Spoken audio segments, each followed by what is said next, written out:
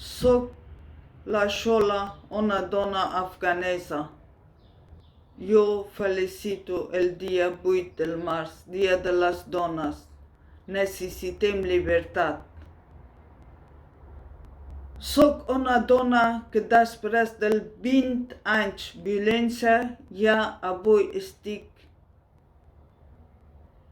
lliure. No lo deixem sola les dones, no obliguem les dones del meu país. Em sap molt greu per les dones que estan obligades a posar la burca.